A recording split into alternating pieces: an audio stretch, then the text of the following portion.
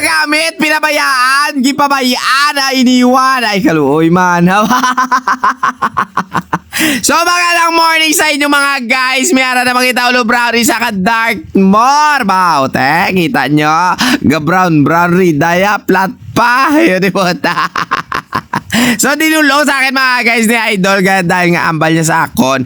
Kailangan na itong palimpiwan at syempre mga guys, kailangan isla ng interior. Baute, kita nyo naman. Pagbukas pa lang sa crankset, medyo nabudlayan na si Maninoy ninyo. Pero wala problema Ukson ta. Ayaw mo man na yung lubraon ta perme blaba.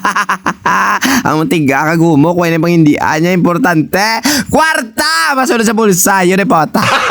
Gago! Mga mailig magbike na ganito, shoutout sa inyo!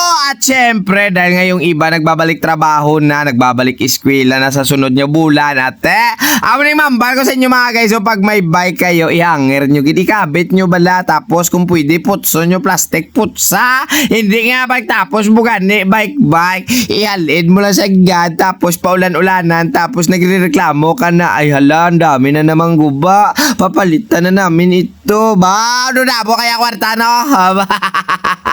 Okay na kung dapo ka kwarta, sige go, ibulad, sige, paulani, painiti. Ay, puta. Wow!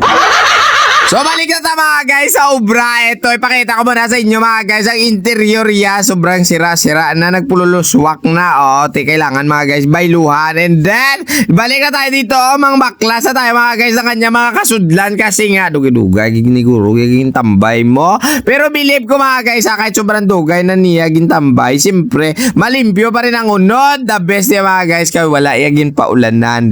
Wala sinami. Matapos na mga guys, bungkagin, siyempre papalanta muna natin sa inyo gano'n siya kahigko, gano'n siya kakalawang. Tapos siyempre dahil nga madali tayo maghanap ng pera at siyempre masipag tayo, maglilimpyo muna tayo para kakwarta.